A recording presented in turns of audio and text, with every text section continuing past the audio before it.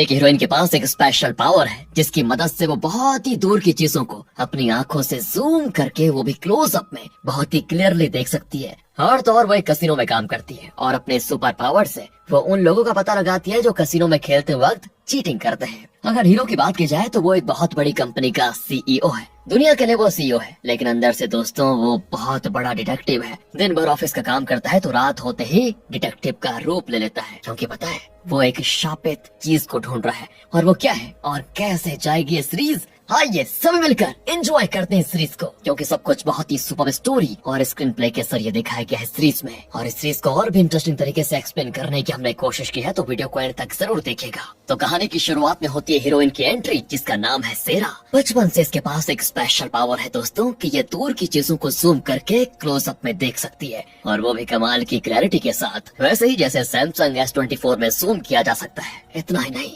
वो जिस चीज को जूम करती है उसके पीछे क्या है ये भी एकदम साफ देख पाती है। अपने इसी सुपर पावर का फायदा उठाने के लिए वो एक कसिनो में काम करती है, जहाँ चीटिंग और फॉर्जरी बहुत ज्यादा होती है। तो अपने पावर से वो चीटर्स का पता लगाती है और अपने बॉस को बताती है। वहाँ पर एक लड़की अपने ड्रिंक्स वाले ग्लास के नीचे कुछ छुपा कर चीटिंग करती है दोस्तों। तो दूसरी ओर एक लड़का अपनी शर्ट स्लिप के अंदर कोई कार्ड छुपाकर चीटिंग कर रहा होता है। सेरा इनको देख लेती है और तुरंत सिक्योरिटी को इन्फॉर्म कर देती है। तो दोस्तों इस तरह ये है सेरा का रोज का काम। एक दिन कसिनो में चोर आ जाता है जो टेबल से कुछ कॉइंस चुरा लेता है। सेरा सिक्योरिटी को इन्फॉर्म कर रही होती है कि व्हाइट ड्रेस में एक आदमी आकर चोर के पास बैठ जाता है। अब सेरा को लगता है कि ये भी चोर से मिला हुआ है, तो वो उन दोनों के कंधे पर हाथ रखकर कहती है कि बेटा तुम दोनों पकड़े गए हो, चुपचाप अंदर आओगे तो पुलिस की मार नहीं खानी पड़ेगी। लेकिन ये व्हाइट ड्रेस वाला तो भड़क जाता है कि क्या तुम जानती हो कि मैं कौन हूँ, मेरा स्टेटस क्या है तुम्हें पता है। सेरा कहती है तुम जो भी हो बस अंदर चलो, वरना सरेआम तुम्हारा स्टेटस उखाड़ के रख दूंगी। कहकर वो दोनों को एक कमरे में लेकर जाती है। सुनो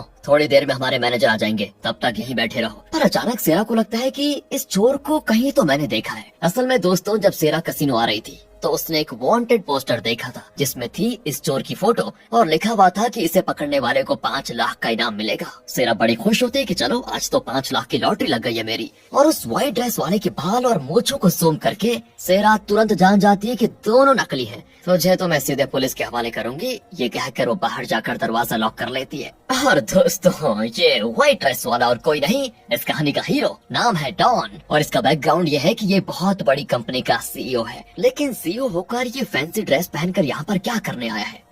तो असल में वो एक नेकलेस को ढूंढ रहा है जो कि उसके पापा ने उसकी माँ को गिफ्ट किया था। लेकिन नेकलेस पहनने के बाद किसी ने उसकी माँ का कत्ल कर दिया था और वो नेकलेस भी गायब हो गया। इस बात को हुए वैसे 20 साल हो चुके हैं और डॉन अब उस नेकलेस को ढूंढ रहा है। तो दिन में तो वो सीईओ और रात में दोस्तों डिटेक्टिव की तरह काम कर रहा है, सिर्फ किसके लिए, उस नेकलेस को ढूंढने के लिए। और उसे हाल ही में पता चला है कि उस नेकलेस को अंडरवर्ल्ड के एक ऑक्शन पे बेचे जाने वाला है। तो डॉन एक बुजुर्ग के भेष में उस ऑक्शन में जाता है, पर वो नहीं जानता कि नेकलेस किसके पास है और उसे कौन बेच रहा है। तो वो सीधे सर्वर रूम की ओर जाता है जहाँ उसे वो इन्फॉर्मेशन मिल सकती है कि कहाँ है नेकलेस, किसके पास है मतलब। तो वहाँ पर एक गार्ड उसको रोकता है, तो गार्ड को मारकर वो उसे बेहोश करके आगे बढ़ता है। वहाँ वैसे और भी गार्ड्स आ जाते हैं, पर लगता है दोस्तों ये डॉन मार्शल आर्ट्स भी जानता है और वो अकेला ही सारे गार्ड्स को मारकर आखिरकार पहुँच जाता है सर्वर रूम में और वहाँ पे कुछ ढूंढने लगता है। पर तभी किसी की आहट को सुनकर वो छुप जाता है। एक औरत अंदर आती है और शायद यही ऑक्शन करवा रही है। उसका डॉग दोस्तों डॉन को देख लेता है और उसके साथ खेलने लग जाता है, क्योंकि बचपन से डॉन को डॉग्स बहुत ही पसंद थे। शायद इसीलिए डॉग उसके साथ इतना चिपक रहा था। और फिर कोई रास्ता न पाकर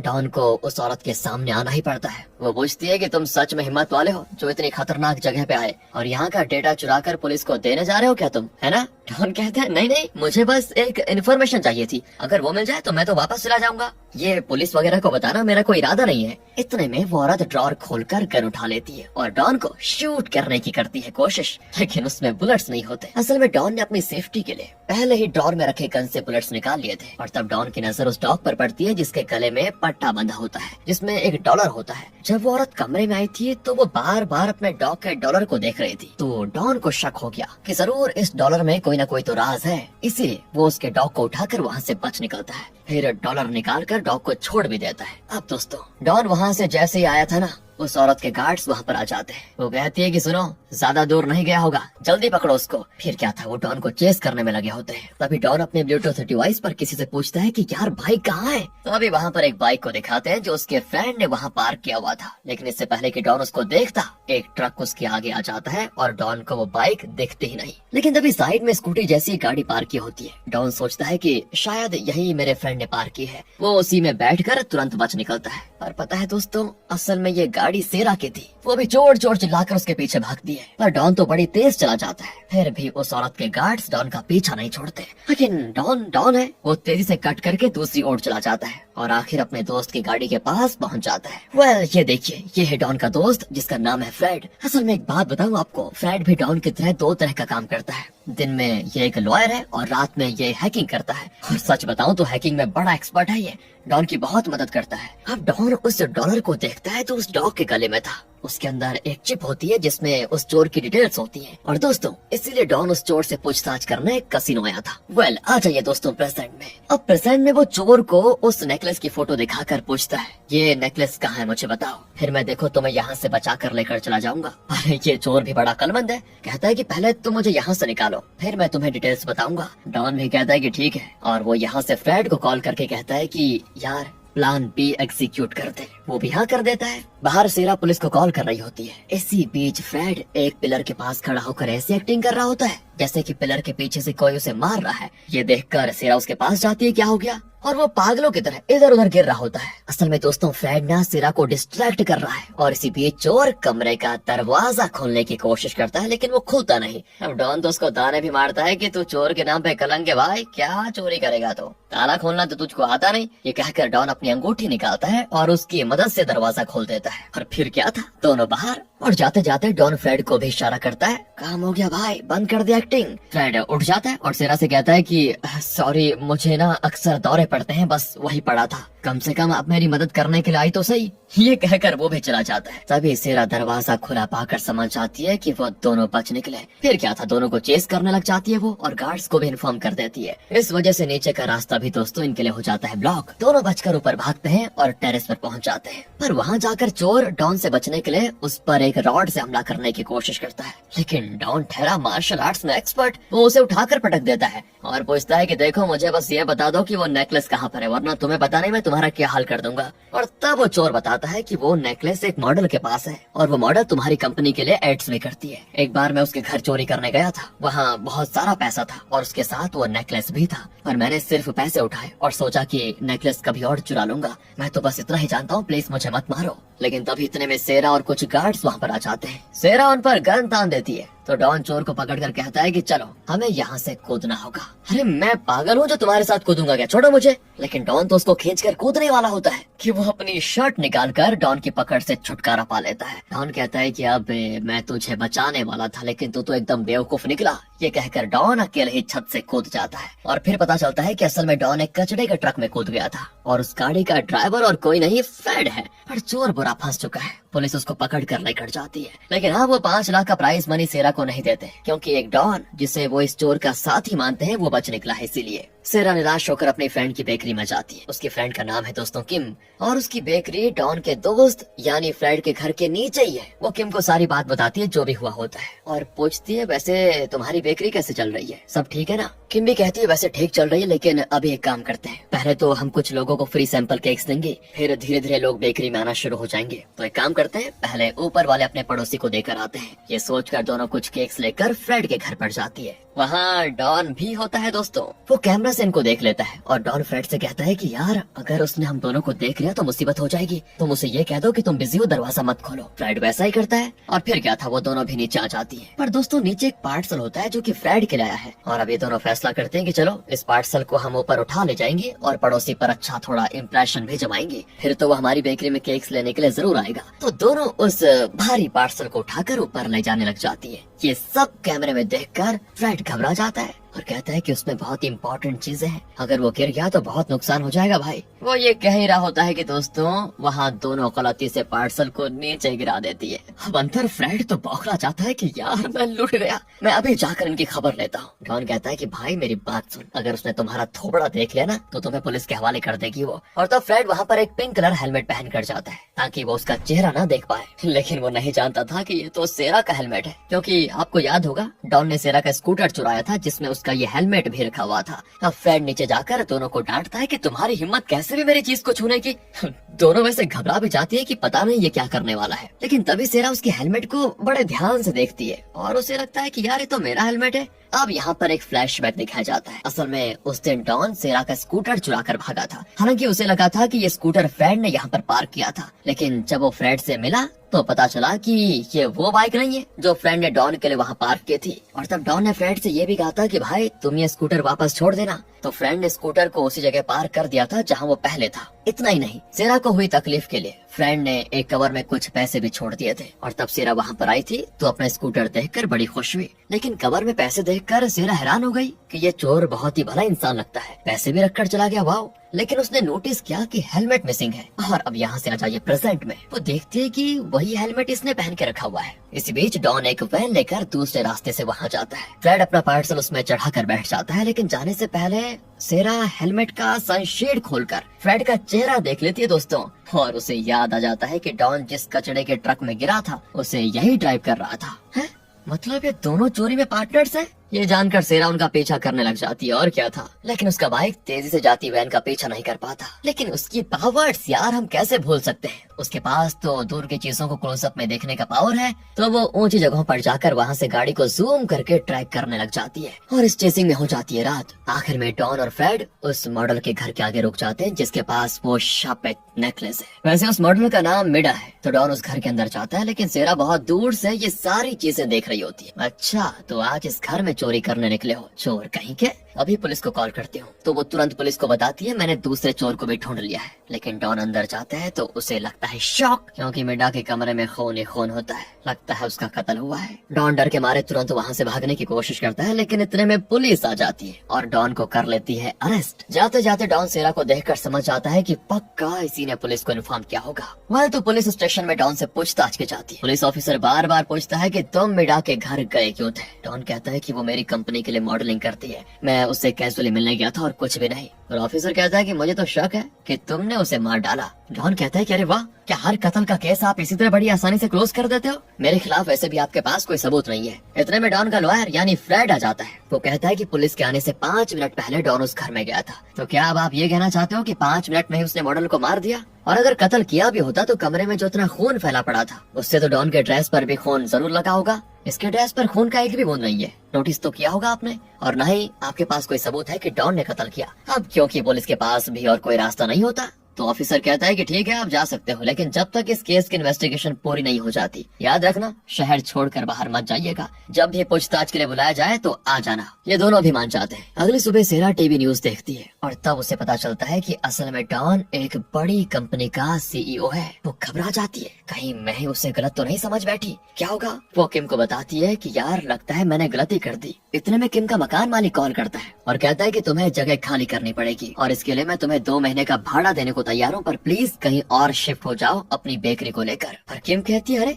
ये आप क्या कह रहे हैं, मैंने अभी तो ये बेकरी शुरू की है, इस वक्त खाली कराओगे तो मैं कहाँ जाऊंगी? लेकिन वो नहीं मानता, बड़ी परेशान हो जाती है किम। लेकिन दोस्तों असल में मकान मालिक कोई और नहीं फ्रेड है। अब सेरा को बड़ा गुस्सा आ जाता है कि उसने समझ के क्या रखा हुआ अपने आप को, अचानक खाली करने को कहने की उसकी हिम्मत कैसे हुई। और जब उसे पता चलता है कि मकान मालिक ऊपर रहता है तो वो गुस्से में सीधे फ्रेड के घर जाती है। अब सीसीटीवी पर सेरा को देखकर डॉन कहता है कि यार ये तो आग उगलने वाली है, इसको तू ही संभाल। ये कहकर डॉन कमरे में छिप जाता है। फ्रेड अब कैजुअली दरवाजा खोलता है और कुछ कहने वाला होता है कि सेरा तो शुरू हो जाती है कि देखो मेरी फ्रेंड ने अभी अभी ये बिजनेस शुरू किया है, हम सबको फ्री सैंपल केक्स दे रही थी, आपको भी वही देने के लिए आई थी उस दिन। इतनी दरिया दिल है मेरी दोस्त, और आप है कि हमें यहाँ से निकालना चाहते हो। अब दोस्तों फ्रेड तो समझ ही नहीं पाता कि क्या कहे उससे। इतने में डॉन बाहर आ जाता है और कहता है कि हम तुम्हें 6 महीने का भाड़ा देने को तैयार है, अपनी फ्रेंड से कहो कि वो बेकरी खाली कर दे, इसमें प्रॉब्लम क्या है। लेकिन सेरा तो अपनी बात पर ही रहती है, तो डॉन उससे और बहस नहीं कर पाता। सेरा कहती है मुझे माफ कर दीजिए, मैं आपकी असलियत नहीं जानती थी और मैं नहीं जानती कि कल आप उस घर में क्यों घुस गए थे, लेकिन आपके जाने से पहले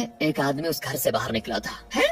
ये सुनकर डॉन शॉक। वो पूछता है तो कौन था वो, क्या तुमने उसको देखा? सेरा कहती है अगर आप वादा करेंगे कि बेकरी खाली नहीं करवाएंगे तो मैं आपको और डिटेल्स भी दे सकती हूँ। डॉन को उसकी शर्त माननी पड़ती है, क्योंकि फिलहाल डॉन के लिए सबसे इम्पोर्टेंट तो यह है कि वो उस मॉडल मिडा के कातिल का पता लगाए, क्योंकि उसी के जरिए उसे शापित नेकलेस के बारे में पता चल सकता है। तो अब सेरा उन्हें उस जगह पे लेकर जाती है जहाँ से उसने उस आदमी को मिडा के घर से निकलते देखा था। हे ये क्या, और ये जगह तो मिडा के घर से बहुत दूर है। अरे तुमने यहाँ से उतनी दूर कैसे देख लिया, बताओ, हमें पागल समझ के रखा हुआ है क्या तुमने? तब सेरा ऑलमोस्ट कह देती है कि मेरी आंखों में ऐसी शक्ति है, लेकिन बीच में रुक जाती है और कहती है मैंने अपना दिमाग लगाया और ये पता लगाया कि वहाँ एक आदमी था। खैर मैं तुम्हें उस जगह ले जाकर दिखाती हूँ। ये कहकर वो इन्हें वहाँ लेकर जाती है, लेकिन वहाँ एक दीवार के अलावा कुछ होता ही नहीं। और फिर क्या था, डॉन तो उसको बुरा भला कह देता है कि हमें उल्लू बना के रखा हुआ है, तुमने क्या समझ रही हो तुम, यहाँ तो किसी के आने जाने के कोई निशान है ही नहीं। अब देखो तुमने हमारा टाइम बर्बाद किया ना, बेवकूफ समझ के रखा हुआ है ना हमें। अब देखो मैं तुम्हारी फ्रेंड की बेकरी कैसे 2 मिनट में खाली करवाता हूँ। ये कहकर वो दोनों जाने लगते हैं, लेकिन तभी सेरा वहाँ के एक सीसीटीवी कैमरा देखती है और कहती है कि मुझ पर भरोसा नहीं है ना, तो इस सीसीटीवी को चेक कर लो। वो लोग भी मान जाते हैं, और क्योंकि ये फ्रेड एक हैकर है तो वो उस सीसीटीवी के सिस्टम को हैक करके उसका फुटेज देखने में सफल हो जाता है। और जैसा सेरा ने कहा था, मिडा के घर से एक आदमी निकला और इसी रास्ते से अपनी कार में गया था। अब जाकर इनको सेरा की बात पर विश्वास हो जाता है। वो उस कार का नंबर भी निकाल पाते हैं और उसे सर्च करने पर उन्हें उस कार के ओनर की फोटो मिल जाती है और फिर वो उसकी तलाश में निकल पड़ते हैं। लेकिन सेरा को बीच सड़क पर छोड़कर चले जाते हैं ये दोनों। सेल्फिश आदमी अपना काम बनते मुझे छोड़कर चला गया। फिर तुम्हें क्या लगता है, मैं अभी पुलिस को कॉल करके सब बता दूंगी। फिर वो पास के टेलीफोन बूथ से पुलिस को कॉल कर देती है और अपनी नाक पकड़कर बदली हुई आवाज में कहती है मुझे उस कातिल के कार का नंबर मिल चुका है, उसी ने मिडा का कत्ल किया है। लेकिन दोस्तों पुलिस वाले जान जाते हैं कि सेरा बोल रही है। वो डांटते हैं कि अगर बार बार इस तरह का फेक इन्फॉर्मेशन दोगी तो जेल में बंद कर देंगे, समझी? रखो फोन। सेरा डर कर कॉल कट कर देती है। फिर वहाँ पर फ्रेड डॉन से कहता है कि यार हमें सेरा को छोड़कर नहीं आना चाहिए था, उसने हमारी मदद की है और उसने उस कातिल को भी देखा है, तो अगर हम उसको अपने साथ लेकर चले तो हमें उस कातिल को आसानी से पकड़ने में बहुत हेल्प मिल जाएगी और नेकलेस का भी हमको फिर पता चल जाएगा। इस पर डॉन भी मान जाता है और दोनों सेरा को लेने के लिए वापस आते हैं। सेरा बड़ी खुश होती है कि वाह आप लोग मेरी कदर कर रहे हो, कहकर वो गाड़ी में बैठ जाती है। तो डॉन कहता है कि क्या तुम मेरी असिस्टेंट बनोगी? हाँ, सेरा का चेहरा खिल जाता है कि हाँ, इतनी बड़ी कंपनी के सीईओ के असिस्टेंट बनना कोई मामूली बात तो है नहीं, मैं जरूर आपकी असिस्टेंट बनूंगी। डॉन कहता है कि बड़ी आई सीईओ की असिस्टेंट बनने वाली, मैं काम की बात कर रहा हूँ, मैं चाहता हूँ कि मैं जो इन्वेस्टिगेशन कर रहा हूँ उसमें तुम मेरी असिस्टेंट बनो बस। सेरा कहती है अच्छा चलो ठीक है। और फिर तीनों मिडा के मैनेजर के पास जाते हैं और उसे उस कार के ओनर की फोटो दिखाकर पूछते हैं कि क्या तुम इसको जानते हो? मैनेजर कहता है मैं जानता तो नहीं, लेकिन ये कई बार मिडा के घर के बाहर खड़ा उसको देखता रहता था। फिर वो इस मॉडलिंग एजेंसी के बॉस से मिलते हैं, क्योंकि मिडा इन्हीं के लिए काम करती थी। वो बॉस से पूछताछ करते हैं और उस नेकलेस के बारे में भी पूछते हैं, लेकिन वो कुछ खास नहीं जानता था। वो बताता है कि मिडा का एक बॉयफ्रेंड था और वो दोनों रात को एक क्लब में जाते थे और मेरे सुनने में तो आया कि अब मिडा मर चुकी है। वैसे उसकी लाश नहीं मिली, लेकिन उसके कमरे में बहुत सारा खून था और शायद आपको उसका बॉयफ्रेंड उसे क्लब में मिलेगा। उस क्लब का नाम है गंगनाम। तो अब ये तीनों उस क्लब के लिए निकल जाते हैं। तो वो फैसला करते हैं कि अब सेरा एक मॉडल बनकर वहाँ जाएगी। डॉन तो उसको एक बढ़िया ड्रेस भी दिलवाता है जिसे पहनकर वो बाहर निकलती है। तो उसको देखकर डॉन एकदम दंग रह जाता है और अच्छे से निहारने लगता है ऊपर से नीचे। फिर झट से उसे रियलाइज होता है कि ओह मुझे काम पे ध्यान देना चाहिए। वो सेरा को एक नेकलेस पहनाता है जो सेरा को बहुत जचता है और वो तो और भी खूबसूरत दिखती है। और फिर सेरा एक और मॉडल के साथ क्लब के अंदर जाती है। डॉन और फ्रेड बाहर होते हैं। अब सेरा के साथ आई हुई मॉडल एक आदमी के पास बैठकर बात करने लगती है, पर वो आदमी उसको फोर्स करने की कोशिश करता है, लेकिन वो मॉडल उसकी बात नहीं मानना चाहती थी। तो वो तो एक बोतल तोड़कर उसको धमकाता है कि चुपचाप मुझे किस करो और मुझे हक करो वरना मार डालूंगा यहीं पर। और वहाँ बैठे दूसरे लोगों को जैसे कोई फर्क ही नहीं पड़ता दोस्तों, कोई उस आदमी को रोकता नहीं। और इससे पता चलता है कि यहाँ ऐसी बातें आए दिन होती रहती है, इसलिए कोई इन बातों की उतनी केयर नहीं करता। पर सेरा को बड़ा गुस्सा आ जाता है और वो उस आदमी पर फ्रूट्स वगैरह फेंकने लग जाती है कि तुम्हारी हिम्मत कैसे भी एक लड़की के साथ ये बदतमीजी करने की है? तुम्हारे सर में दिमाग है भैया? उसकी जगह गोबर भरा हुआ है। और उसकी डांट सुनकर वो गुस्सा होने के बजाय उल्टा सेरा को निहारने में लगा होता है। और फिर क्या था, वो सेरा से फ्लर्ट करने लग जाता है कि वैसे तुम भी बड़ी खूबसूरत हो, पहले तो तुम्हें यहाँ कभी नहीं देखा, नहीं हो क्या? ये सारी बातें पूछते हुए वो सेरा को फोर्स करने लगता है। अब भी दोस्तों वहाँ कोई उसकी मदद के लिए नहीं आता। सेरा जैसे तैसे अपने हाथ छुड़ाकर भागती है तो एक आदमी से टकरा जाती है और ये कोई और नहीं डॉन है, जो कोट सूट पहनकर एकदम बढ़िया एंट्री देता है। तो अब फ्लैशबैक में दिखाते हैं कि डॉन इस कॉस्ट्यूम में यहाँ कैसे और क्यों आया। असल में जब वो आदमी सेरा को देख रहा था तो फ्रेड को पता चल गया था कि सेरा किसी मुसीबत में पड़ने जा रही है। ऐसा लगता है दोस्तों शायद सेरा के नेकलेस में कोई सीक्रेट कैमरा था। इसका लाइव रिकॉर्डिंग फ्रेड देख रहा था। उसने तुरंत डॉन को इन्फॉर्म किया और डॉन ड्रेस बदल कर अंदर आ गया। तो अब डॉन सेरा को लेकर बाहर आ जाता है तो सेरा डॉन को ताकने लगती है और उसके पास आ जाती है। ऐसा लगता है किस करने वाली है। ओह नहीं, वो कहती है हमें एक आदमी रिकॉर्ड कर रहा था, पता है उसकी शर्ट में कैमरा है। डॉन तो चौंक जाता है कि इसे इतनी बारीक बात कैसे दिख गई और वो भी इतनी दूर से। तो डॉन उस दिशा में देखता है तो एक आदमी मास्क पहनकर बैठा होता है। डॉन भी गुस्से में जाकर उसका शर्ट पकड़ लेता है और वाकई में यार उसने एक बहुत एडवांस्ड कैमरा लगाया होता है। वो आदमी भी डर कर भागने लग जाता है लेकिन सेरा उसके रास्ते में अपनी टांग अड़ाकर उसे गिरा देती है। अब उसका मास्क हटाने पे पता चलता है ओह ये तो मिडा का मैनेजर है। सेरा पूछते है कि तुम मुझे रिकॉर्ड क्यों कर रहे हो बताओ। वो कहता है कि लड़कियां मेरी कमजोरी है, मैं लड़कियों की वीडियोस रिकॉर्ड करता हूँ और उन्हें देखने का मुझे बड़ा शौक है। लेकिन उसकी किसी भी बात पर सेरा को यकीन नहीं होता और वो कहती है कि सच बता दो वरना पुलिस के हवाले करने में टाइम नहीं लगेगा मुझे। और तब वो सच बता देता है कि ये सब मैंने अपने बॉस के कहने पे किया। मेरा बॉस ऐसी जगहों पे आने वाली मॉडल्स की वीडियो रिकॉर्ड करवाता है। जब वो लड़कियां किसी के साथ इंटीमेट होती हैं तो हम उनकी वीडियो बनाकर फिर उन्हें हमारी कंपनी में मॉडलिंग करने के लिए मजबूर करते हैं। अगर वो मना करती हैं तो उनको धमकाते हैं कि तुम्हारी वीडियो लीक कर देंगे। अब बॉस की असलियत पता चलता है। डॉन उस मैनेजर को पीट कर पहले उसके पॉकेट से उसका मोबाइल निकाल लेता है और उस बॉस को मैसेज करता है कि हम पकड़े गए बॉस, सारा एविडेंस मिटा दीजिए। दूसरी ओर बॉस ये जानकर परेशान हो जाता है कि वो फंसने वाला है। उसने उन वीडियोस को जिस मेमोरी कार्ड में रखा हुआ था वो उसे निकाल ही रहा होता है कि इतने में अपनी टीम वहाँ पर भी पहुँच जाती है। यही था इनका प्लान कि मैसेज देखते ही बॉस डेटा को मिटाने की कोशिश करेगा और तभी वो उसे रंगे हाथों पकड़ लेंगे। इन्हें देखते ही वो उस मेमोरी कार्ड को अपने मुंह में डाल लेता है। डॉन और फ्रेड उसको पकड़कर उसका मुंह खुलवाने की बहुत कोशिश करते हैं लेकिन सेरा बहुत बढ़िया आइडिया सोचती है और उसके पीछे जाकर तगड़ा किक मारती है। डर के मारे वो अपना मुंह खोलता है और मेमोरी कार्ड सीधे बाहर।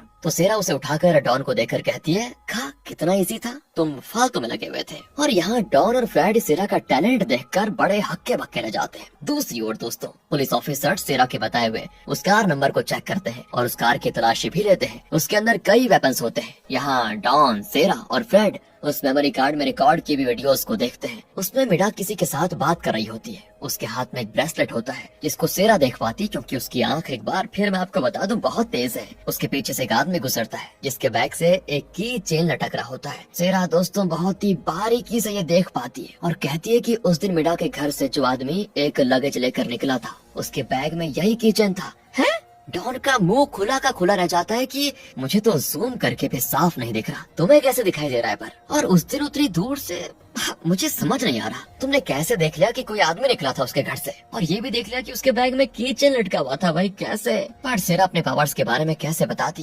वो बहाना करती है असल में मेरे सर में ना थोड़ा दर्द है, प्लीज मुझे अभी ज्यादा बात नहीं करनी, घर जाना होगा। ये कहकर वो वहाँ से निकल लेती है। लेकिन डॉन पूछता है तुम कुछ कहने वाली थी अभी, कहीं कुछ भूल तो नहीं रही? सेरा कहती है हाँ आपने मुझे क्लब में उस आदमी से बचाया था ना, उसके लिए थैंक्स, यही कहने वाली थी मैं। डॉन कहता है कि मैं उसके बारे में नहीं पूछ रहा हूँ, तुमने जो नेकलेस पहन के रखा हुआ है वो मेरा है, उसे लौटा दो। अब सेरा चढ़ जाती है कि ये अमीर लोग भी ना मामूली सी चीज को इतना भाव देते हैं बताओ। कहकर वो नेकलेस उतार कर देती है तो डॉन उसे बहुत संभाल कर रखता है। वो कहता है इसकी कीमत जानती हो, ये 10 करोड़ का है। और सेरा एकदम से फ्रीज कि 10 करोड़? तो क्या मैंने इतनी देर से 100 एकड़ जमीन को अपने गले में पहन कर रखा हुआ था? और फिर वो होश में आती है और घर चले जाती है। वहाँ किम सेरा का ड्रेस देखकर चौंक जाती है और कहती है ये ड्रेस कहाँ से मिला, इसका दाम तो 1 लाख से कम नहीं होगा। ये सुनकर सेरा फिर चौंक जाती है क्योंकि 1 लाख उसके 6 महीने की कमाई है। अब डॉन उस फुटेज में उस किचन को जूम करता है तो उसे समझ आ जाता है कि सेरा तो बिल्कुल ठीक कह रही थी। और अब उसको दोस्तों शक भी होने लग जाता है कि जरूर सेरा के पास कोई ना कोई खास पावर तो है जिसके जरिए वो इतनी दूर से इतनी छोटी छोटी चीजों को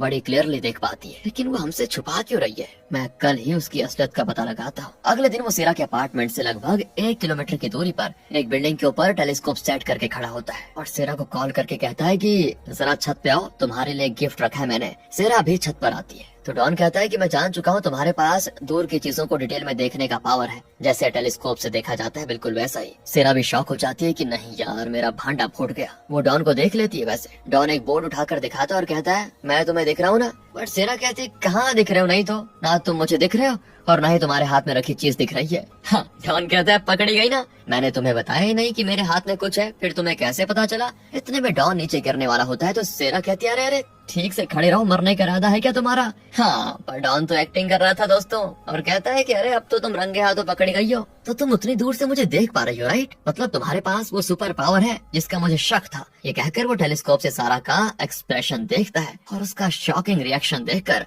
डॉन को अब 100% यकीन हो गया है कि सेरा के पास पक्का कोई ना कोई पावर है। और दोस्तों इसी के साथ गुड जॉब का पार्ट 1 यहाँ पर खत्म होता है। वैसे इस सीरीज के कुल मिलाकर सिर्फ 12 पार्ट्स हैं ओनली। अगर आप इसके आगे के पार्ट्स देखना चाहते हैं तो कमेंट्स करके जरूर बताइएगा और इस वीडियो को लाइक और ज्यादा से ज्यादा शेयर करना ना भूलिएगा। अगर आपको ये वीडियो अच्छी लगी हो, स्टोरी अच्छी लगी हो, एक्सप्लेनेशन अच्छा लगा हो तो थम्स अप क्लिक कीजिए और चैनल को सब्सक्राइब। तो फिर मिलते हैं आपसे अगले एपिसोड में बहुत ही अच्छे तरीके से। ध्यान रखिएगा अपना। Thanks for watching.